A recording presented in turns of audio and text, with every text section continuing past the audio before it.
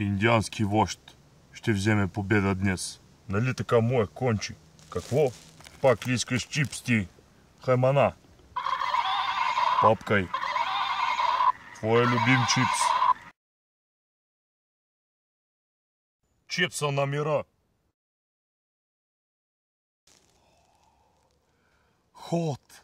Аз никога не мога да бъда победен от един полумъж, четвърт мъж, мъж без половинка, мъж, който носи клинче.